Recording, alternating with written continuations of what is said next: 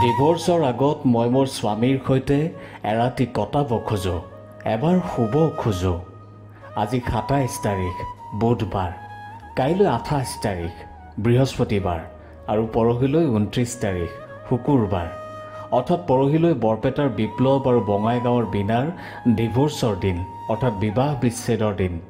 বিচাৰকে বীণাক সুধিলে, বীণা কোৱা তোমাৰ মতামত কি? কাৰণ তোমালোকৰ যুগ্ম জীৱনৰ আজি শেষ দিন। কাইলৈৰ পৰা তোমালোকে অফিচিয়েলি পতি পত্নী হৈ নাথাকা। সেয়েহে মই তোমাক সুধিছোঁ, কাৰণ তুমিয়েই প্ৰথমে ডিভোৰ্চৰ বাবে এপ্লাই কৰিছিলা, য'ত তোমাৰ হাজবেণ্ড বিপ্লৱেও শেষত সন্মতি দিছিল। তেতিয়া বীণাই ক'লে, হে বিচাৰক মহোদয়া, যদি আপুনি অনুমতি দিয়ে আমাৰ বিচ্ছেদৰ আগত মই মোৰ স্বামীৰ সৈতে এৰাতি শুব বিচাৰোঁ, এৰাতি তেওঁৰ লগত মই কটাব বিচাৰোঁ। বীণাৰ কথা শুনি বিচাৰকৰ খঙে চুলি ৰাগ পালেগৈ।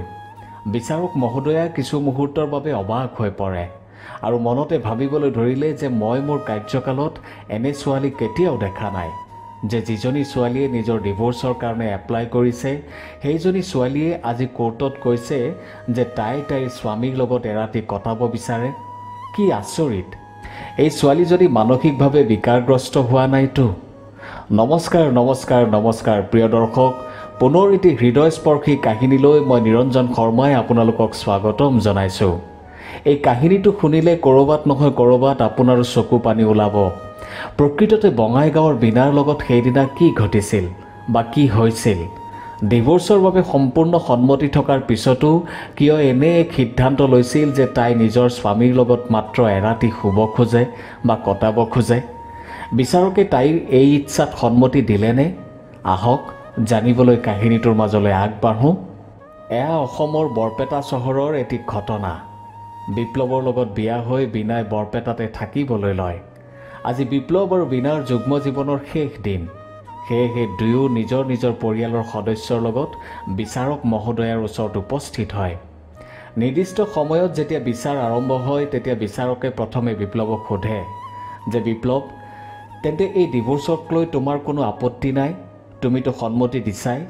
তেতিয়া বিপ্লৱে কয়, হয় বিচাৰক মহোদয়া, মই যিকোনো প্ৰকাৰে এই ডিভোৰ্চ বিচাৰোঁ। মই মোৰ জীৱনৰ বাকী থকা দিনকেইটা বীণাৰ লগত কটাব নিবিচাৰোঁ। বিপ্লৱৰ সম্পূৰ্ণ সন্মতি পাই এইবাৰ বিচাৰক মহোদয়াই বীণাক সুধিলে, বীণা কোৱা তোমাৰ মতামত কি? তুমিও সন্মতি দিছানে? তেতিয়া বীণাই ক'লে, হয় মাননীয় বিচাৰক মহোদয়া, ময়ো আমাৰ যুগ্ম জীৱনৰ বিচ্ছেদ বিচাৰোঁ।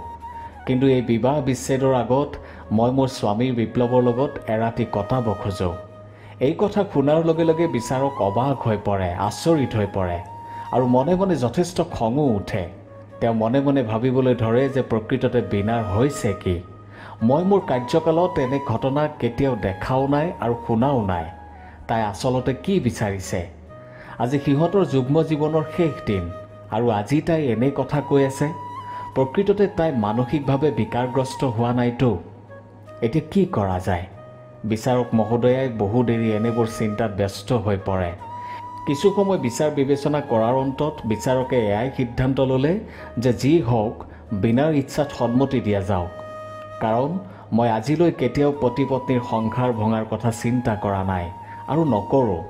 তাই যদি এৰাতি নিজৰ স্বামীৰ লগত থাকি তেওঁলোকৰ যুগ্ম জীৱনৰ পুনৰ আৰম্ভণি কৰিব খোজে, সেয়া অতি আদৰণীয়। এই বুলি ভাবি বিচাৰক মহোদয়াই বীণাক তাইৰ ইচ্ছা পূৰণৰ বাবে অনুমতি প্ৰদান কৰে। এই কথাত বীণাৰ ঘৰৰ মানুহে অসন্মতি প্ৰদান কৰে আৰু বীণাক এই সিদ্ধান্ত উঠাই ল'বলৈ জোৰ কৰে। তেতিয়া বিচাৰকে কয় যে বীণা আৰু বিপ্লৱ এতিয়াও অফিচিয়েলি পতি পত্নী হৈয়ে আছে।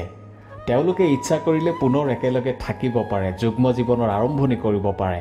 গতিকে ইয়াত আপত্তি কৰিবলগীয়া একো নাই। নিৰ্দিষ্ট সময়ত বিচাৰ সমাপ্ত হয়। বিচাৰকে বীণাক বিপ্লৱৰ লগত এৰাতি কটোৱাৰ বাবে সন্মতি প্ৰদান কৰে। বিচাৰৰ শেষত বিপ্লৱ আৰু বীণাৰ পৰিয়ালৰ লোকে নিজৰ নিজৰ ঘৰলৈ গুচি যায়।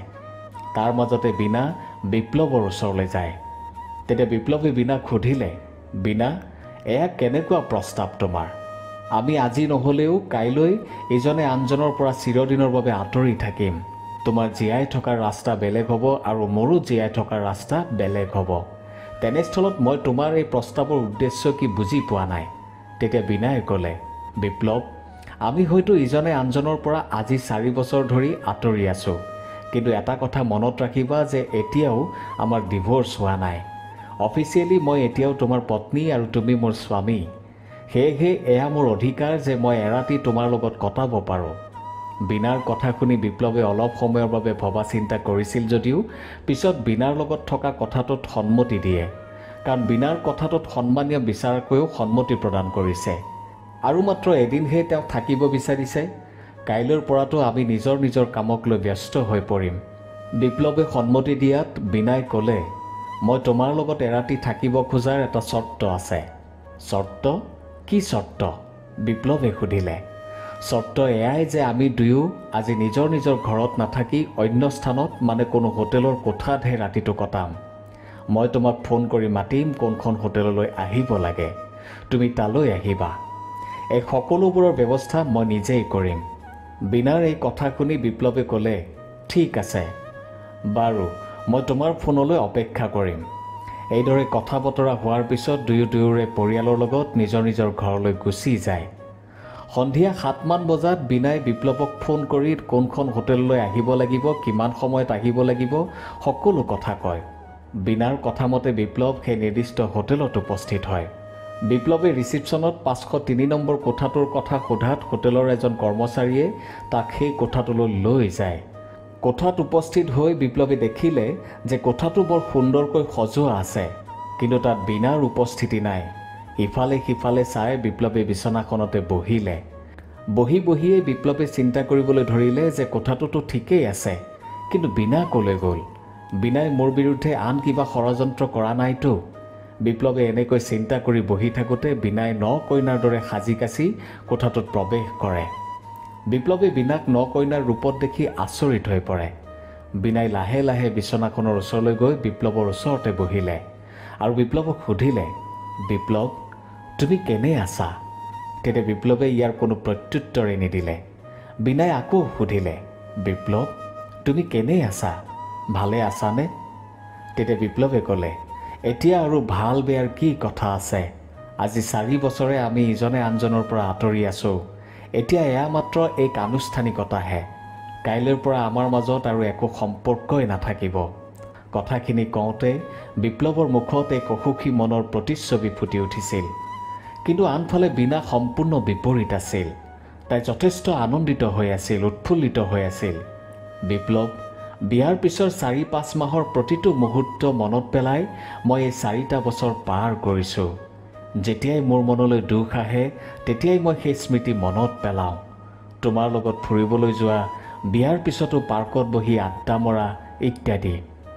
কাইলৈৰ পৰা যিহেতু আমাৰ মাজত আৰু একো সম্পৰ্কই নাথাকিব, সেয়েহে মই বিচাৰোঁ যে আমাৰ আৰম্ভণি যেনেকৈ সুখৰ আছিল তেনেকৈ শেষৰ দিনটো যাতে আমাৰ সুখকৰ হয়। আজি মই ইমান ফূৰ্তিত ৰাতিটো কটাব বিচাৰিছোঁ যাতে কাইলৈৰ পৰা তুমি কাষত নাই বুলি মোৰ একো বেয়া নালাগে, আৰু মই কাষত নাই বুলি তোমাৰো একো বেয়া নালাগে। সেয়েহে মই তোমাক এই প্ৰস্তাৱ দিছোঁ। বিপ্লৱ, আজি তুমি যি ইচ্ছা তাকেই কৰিব পাৰা, মোৰ কোনো আপত্তি নাই। বীণাৰ কথা শুনি বিপ্লৱে অলপ খং কৰি ক'লে, বীণা, তুমি যি উদ্দেশ্যলৈ মোক ইয়ালৈ মাতি আনিছা সেয়া মই সকলো বুজি পাইছোঁ, আৰু তুমি তোমাৰ উদ্দেশ্যত কেতিয়াও সফল হ'ব নোৱাৰিবা, কাৰণ মই তেনেবিধৰ পুৰুষ নহয়। তেতিয়া বীণাই বিপ্লৱৰ আৰু অলপ ওচৰলৈ গৈ ক'লে, চোৱা বিপ্লৱ, তুমিও মোৰ উদ্দেশ্য যি বুলি ভাবি আছা সেয়া একেবাৰেই নহয়। মোৰ উদ্দেশ্য এয়াই যে আমাৰ আৰম্ভণি যেনেকৈ সুন্দৰ আছিল, আমাৰ যুগ্ম জীৱনৰ সমাপ্তিও যাতে সুখৰ হয়। তেতিয়া বিপ্লৱে ক'লে, এটা সময় আছিল যেতিয়া তুমি মোক প্ৰতিটো খোজতে ব্লেম কৰিছিলা যে মই সলনি হৈছোঁ, মোৰ অন্য কোনো নাৰীৰ সৈতে সম্পৰ্ক আছে, সৰু সৰু কথাতে মোক কথা শুনাইছিলা, মোক গালি পাৰিছিলা, আৰু এদিন সেই ভয়ানক সিদ্ধান্তটো তুমিয়েই লৈছিলা। তুমিতো সেই সিদ্ধান্তটো লওঁতে 1 ছেকেণ্ডো মোক সময় নিদিলা। তেন্তে আজি এয়া নাটক কিহৰ বাবে? তেতিয়া বীণাই ক'লে, সেয়া মোৰ ভুল আছিল, মই মানি লৈছোঁ। সেই সকলোবোৰ পাহৰি যোৱা। মই কেৱল এয়া বিচাৰিছোঁ যে আমাৰ আৰম্ভণি যেনে সুন্দৰ আছিল, আমাৰ শেষো যাতে তেনে সুন্দৰ হয়। তেতিয়া বিপ্লৱে অলপ উচ্চস্বৰে ক'লে, তুমি কি বাৰে বাৰে আৰম্ভণি আৰু শেষৰ কথা কৈ আছা? এতিয়া কি ভাল হ'ব কি বেয়া হ'ব সেইবোৰক লৈ মোৰ অলপো চিন্তা নাই। তুমি এতিয়া কোৱা, মই শেষবাৰৰ বাবে সুধিছোঁ যে মোৰ লগত এটা ৰাতি কটাব বিচৰাৰ আঁৰত তোমাৰ কি উদ্দেশ্য লুকাই আছে, কাৰণ ৰাতি পুৱাবলৈ আৰু বেছি সময় নাই, মই যামগৈ। তেতিয়া বিনায়ো অলপ উচ্চস্বৰে ক'লে, বিপ্লৱ, তুমি কি ভাবিছা? মই তোমাৰ লগত শাৰীৰিক সম্পৰ্ক কৰিবলৈ ইয়ালৈ মাতি আনিছোঁ? ময়ো তেনেবিধৰ নহয়, আৰু মই মোৰ স্বামীক কেতিয়াও তেনে ব্যৱহাৰ কৰিব নোৱাৰোঁ। মই তোমাক এটা অতি গুৰুত্বপূৰ্ণ কথা সোধাৰ বাবেহে ইয়ালৈ মাতিছোঁ। তেতিয়া বিপ্লৱে ক'লে, তোমাৰ মোৰ লগত আৰু কি গুৰুত্বপূৰ্ণ কথা আছে? আটাইতকৈ গুৰুত্বপূৰ্ণ কথাটো এয়াই যে কাইলৈ আমাৰ দুয়োৰে যুগ্ম জীৱনৰ সমাপ্তি ঘটিব। তেতিয়া বিনায়ে ক'লে, তোমাৰ সকলো কথাই শুদ্ধ, মই কেতিয়াও ভুল বুলি ক'ব খোজা নাই। এতিয়া মোৰ কথাটো শুনা। বিয়াৰ 6 মাহ পিছত যেতিয়া তোমাক প্ৰথমবাৰৰ বাবে মই কোৰ্টত দেখিছিলোঁ, তেতিয়া তুমি সম্পূৰ্ণ বেলেগ আছিলা। তোমাৰ চাল চলন ধৰণ কৰণ সকলো বেলেগ আছিল। তুমি হৃষ্টপুষ্ট সুন্দৰ চেহেৰাৰ আছিলা। তুমি বেছ আকৰ্ষণীয় আছিলা। কিন্তু এতিয়া তুমি তাৰ সম্পূৰ্ণ বিপৰীত। তুমি ইমান ক্ষীণ আৰু দুৰ্বল চেহেৰাৰ কেনেকৈ হ'লা? তোমাৰ চকুজুৰিলৈ মন কৰিছানে? ক'লা পৰি গৈছে। মুখৰ উজ্জ্বলতা একেবাৰে নাইকিয়া হৈ পৰিছে। এনে লাগিছে যেন তুমি এক অচিন ৰোগত ভুগি আছা। কোৱাচোন, কি হৈছে তোমাৰ? তেতিয়া বিপ্লৱে ক'লে, মোৰ চেহেৰাৰ বিষয়ে জানি তুমিনো কি কৰিবা? যিজন মানুহক তেওঁৰ পত্নীয়ে ধুনীয়া হৈ থাকোঁতেই ত্যাগ কৰিছে, সেইজন পুৰুষৰ চেহেৰাৰ জানো কিবা কাম আছে? কৰ্মব্যস্ততাৰ বাবেই এনে হৈছে, অন্য একো নাই। তেতিয়া বিনায়ে ক'লে, তুমি মোক মাত্ৰ এবাৰ বিশ্বাস কৰা আৰু মোক কথাটো কোৱাচোন, আচলতে কি হৈছে তোমাৰ? বিপ্লৱে ক'ব নিবিচাৰে, বিনাই নেৰে। এনেদৰে কিছু সময় চলি থাকিল। অৱশেষত বিপ্লৱে ক'বলৈ আৰম্ভ কৰিলে, বিনা, বিয়াৰ 5 মাহৰ পিছতেই যেতিয়া তুমি মোক এৰি গুচি গ'লা, তেতিয়া মই মোৰ ঘৰৰ মানুহৰ পৰা, সমাজৰ পৰা, বন্ধু বান্ধৱীৰ পৰা, মুঠতে সকলো ফালৰ পৰাই কিমান যে শুনিব লগা হৈছে। ৰাতিপুৱা উঠাৰ পৰা ৰাতি শোৱালৈকে মই কেৱল মানুহৰ বেয়া কথাকে শুনিব লগা হৈছে। বহুতেই মোকেই দোষাৰোপ কৰি কৈছে যে মই কিহৰ বৰ মতা হ'লোঁ, যে এজনী ছোৱালীক নিজৰ কৰি ধৰি ৰাখিব নোৱাৰিলোঁ। মই আচলতে ঘৰ সংসাৰ পতা ল'ৰাই নহয়। মই আচলতে বিয়া পতাৰ যোগ্যই নহয়। সঁচাকৈ মই আচলতে তোমাৰ বাবে যোগ্যই নাছিলোঁ। সেয়েহে তুমি মোক 5 মাহ পিছতেই এৰি গুচি গ'লা। এইবোৰ চিন্তা মূৰত সোমোৱাৰ পিছত মই মানুহজন আচলতে এলেহুৱা হৈ পৰিলোঁ। য'ত যেনেকৈ পাওঁ তেনেকৈ খোৱা আৰম্ভ কৰিলোঁ। কেতিয়াবা পালে খালোঁ, কেতিয়াবা নাখালোঁ। সপ্তাহটোত বহুকেইদিন নোখোৱাকৈয়ে থাকোঁ। লাহে লাহে মই মোৰ শৰীৰৰ প্ৰতি একেবাৰে ধ্যান নিদিয়া হ'লোঁ। অকলে এটা ৰুমত সোমাই থাকি ভাল পোৱা হ'লোঁ। এদিন হঠাৎ মোৰ পেটত খুব বিষ অনুভৱ কৰোঁ। মই ঘৰত কাকো নজনোৱাকৈ ডাক্তৰৰ ওচৰলৈ যাওঁ। ডাক্তৰে মোক ক'লে যে বিপ্লৱ, তুমি মোৰ ওচৰলৈ অহাত অলপ দেৰি কৰিলা। তোমাৰ ব্লাড কেঞ্চাৰ হৈছে। তেতিয়া মই ডাক্তৰক আচৰিত হৈ সুধিলোঁ, ডাক্তৰ, মোৰ কেনেকৈ ব্লাড কেঞ্চাৰ হ'ব পাৰে? তেতিয়া ডাক্তৰে ক'লে, মই যি দেখিছোঁ তুমি চাগে বছৰ ধৰি তোমাৰ হেল্থৰ ওপৰত অলপো ধ্যান দিয়া নাই। কোনো ৰুটিন তুমি ফ'ল' কৰা নাই।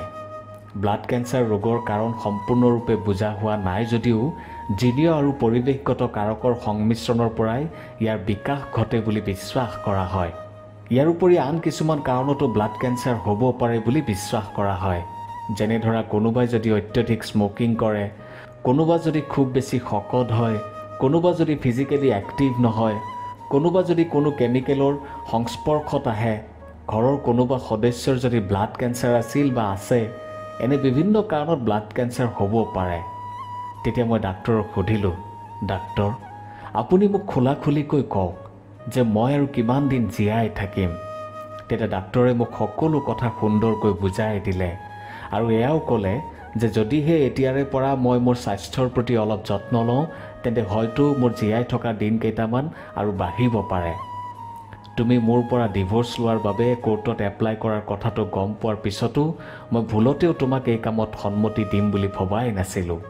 কিন্তু যেতিয়া মই গম পালোঁ যে মই আৰু মাত্ৰ কেইটামান দিনৰহে আলহী, সেয়েহে পিছত ময়ো তোমাৰ এই প্ৰস্তাৱত সন্মতি দিয়াৰ সিদ্ধান্ত ল'লোঁ।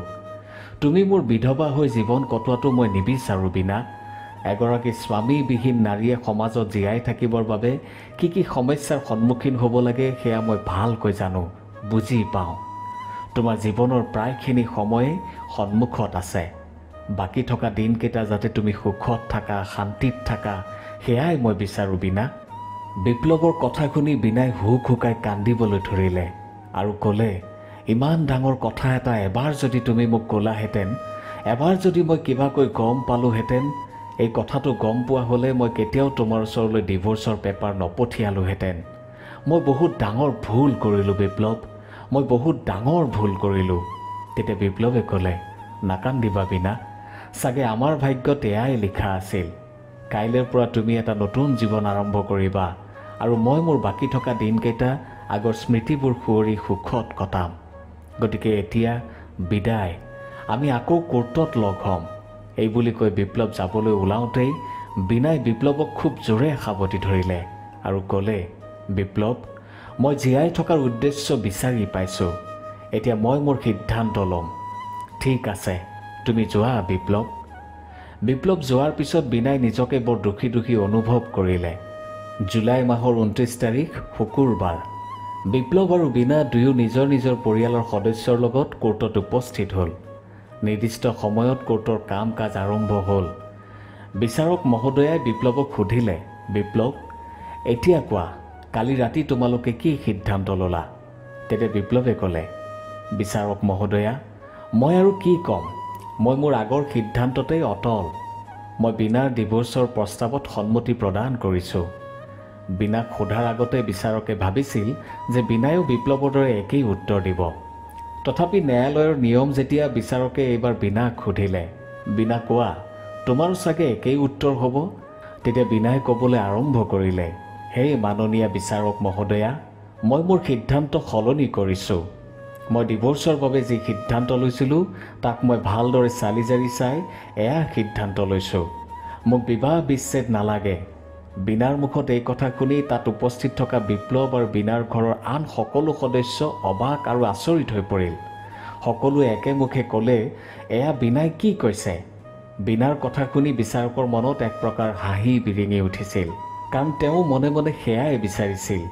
তাৰ মাজতে বীণাই আকৌ কোৱা আৰম্ভ কৰিলে যে মোৰ স্বামী এতিয়া এনে এটা অৱস্থাত জীয়াই আছে যিটো অৱস্থাত তেওঁক এৰি যোৱাটো, তেওঁৰ পৰা বিবাহ বিচ্ছেদ কৰাটো মই ভাবোঁ মোৰ অধিকাৰ নহয়। মোৰ বিবেকে তেওঁক এনে এটা অৱস্থাত এৰি যাবলৈ অনুমতি দিয়া নাই। বীণাৰ কথা শুনি বিচাৰকে সুধিলে, বীণা কোৱাচোন, বিপ্লৱৰ কি এনে অৱস্থা হৈছে যাৰ বাবে তুমি সিদ্ধান্ত সলনি কৰিছা? তেতিয়া বীণাই ঠোকাঠুকি মাতেৰে ক'বলৈ আৰম্ভ কৰিলে, বিচাৰক মহোদয়া, বিপ্লৱ এটা ডাঙৰ ৰোগত আক্ৰান্ত আৰু সেয়া হৈছে ব্লাড কেঞ্চাৰ। কথাটো শুনি কিছু সময়লৈকে সকলো মৌন হৈ পৰিল। পৰিৱেশটো এনেকুৱা হ'ল যেন বেজী এটা মাটিত পৰিলেও তাৰ শব্দ শুনা যাব। তেতিয়া বিচাৰক মহোদয়াই সুধিলে, কিন্তু বিপ্লৱৰ এনে এটা ৰোগ হোৱা বুলি কোৰ্টৰ ওচৰততো একো প্ৰমাণ নাই। তেতিয়া বীণাই বিপ্লৱৰ ভায়েকে আনি দিয়া বিপ্লৱৰ সকলো মেডিকেল ডকুমেণ্ট লৈ গৈ বিচাৰকৰ হাতত তুলি দিয়ে। বিচাৰকে সকলোবোৰ কাগজ পত্ৰ তন্ন তন্নকৈ চাই আৰু আৱেগ বিভল হৈ পৰে আৰু শেষত বীণাৰ বিবাহ বিচ্ছেদ উঠাই লোৱা সিদ্ধান্তক স্বীকাৰ কৰে। আনফালে বীণাৰ পৰিয়ালৰ সকলোৱে কোৰ্টৰ ভিতৰতে বিভিন্ন ধৰণে আলোচনা সমালোচনা কৰিবলৈ ধৰে। তেওঁলোকৰ কথা শুনি বিচাৰক মহোদয়াই ক'লে, চাওক, আপোনালোকে বীণাক বেয়াকৈ কোৱাতকৈ, তাইক আলোচনা সমালোচনা কৰাতকৈ তাইৰ সিদ্ধান্তক আদৰণি জনোৱা উচিত। কাৰণ বীণা আন ছোৱালীৰ দৰে নহয়। মই বহুতকে দেখিছোঁ যে এনে অৱস্থাত হয় স্বামীয়ে স্ত্ৰীক নতুবা স্ত্ৰীয়ে স্বামীক এৰি থৈ যায়। কিন্তু বিপ্লৱৰ কথা জানিও তাই পিছুৱাই যোৱা নাই, বৰং বিপ্লৱৰ বাকী থকা দিনকেইটা সুখৰ কৰি তুলিবলৈ আগবাঢ়ি আহিছে। মই মোৰ 20 বছৰীয়া কাৰ্যকালত আজি প্ৰথম এনে ঘটনা দেখিছোঁ আৰু মই নিজকে ধন্য মানিছোঁ যে আজি 4 বছৰ আগতে বিবাহ বিচ্ছেদৰ বাবে যিগৰাকী স্ত্ৰীয়ে কোৰ্টৰ কাষ চাপিছিল, আজি সেইগৰাকী স্ত্ৰীয়ে সেই সিদ্ধান্ত সলনি কৰিছে। মানুহৰ জীৱনত সৰু সৰু সংঘাত থাকেই বা থাকিবই, সেইবোৰ আমাৰ নিজৰ মাজতে মিলা মিছা কৰি লোৱাটোহে ডাঙৰ কথা। গতিকে মোৰ আপোনালোকলৈ এটাই অনুৰোধ, নিজৰ সংসাৰতেই হওক বা আনৰ সংসাৰতেই হওক কেতিয়াও আউল লগাব নালাগে। আৰু আমাৰ ন্যায়ালয়েও সদায় পজিটিভহে বিচাৰে, মিলনহে বিচাৰে, বিভাজন নহয়। বিপ্লৱ আৰু বীণা, যোৱা, তোমালোকে জীৱনটো পুনৰ নতুনকৈ আৰম্ভ কৰা। বিপ্লৱে তথাপি বাৰে বাৰে বীণাক তাৰ জীৱনৰ পৰা আঁতৰি যাবলৈ কৈ আছিল, কিন্তু অৱশেষত বীণাৰ সিদ্ধান্তৰ ওচৰত হাৰ মানি দুয়ো অতি আনন্দমনে নিজৰ ঘৰলৈ গুচি যায়। এনেদৰে বিপ্লৱে বীণাৰ সৈতে বাকী থকা দিনকেইটা আনন্দৰে কটায়। প্ৰায় এবছৰমান হৈছে বিপ্লৱ আৰু নাই। দুৰাৰোগ্য ৰোগৰ বিৰুদ্ধে যুঁজি যুঁজি অৱশেষত বিপ্লৱে হাৰ মানিলে। নিয়তিৰ বুকুত বিলীন হৈ গ'ল। কিন্তু বীণাৰ গৰ্ভত এৰি থৈ গ'ল জুনিয়ৰ বিপ্লৱ। সেইদিনা বীণাই একেবাৰে কন্দা নাছিল, কাৰণ মাত্ৰ 6 মাহ থাকিবলগীয়া মানুহজন এবছৰ তাইৰ লগত থাকিল। আৰু তাই সেই এবছৰ ইমানেই আনন্দত আছিল, ইমানেই সুখত আছিল যে তাইৰ চকু পানীবোৰো সুখ হৈহে নিগৰিছিল। প্ৰিয় দৰ্শক, এই কাহিনীটোৰ পৰা আমি এয়াই শিকিব পাৰোঁ যে আমিনো কিয় সদায় তই তই মই কৰি থাকোঁ। তাতকৈ যদি সৰু সৰু আপত্তিবোৰ, সমস্যাবোৰ সমাধান কৰি লওঁ, তেন্তে আমাৰ জীৱনৰ মোনাখন সুখেৰে ভৰি নপৰিবনে? আপোনাৰ মতামত কি নিশ্চয় জনাব। ধন্যবাদ।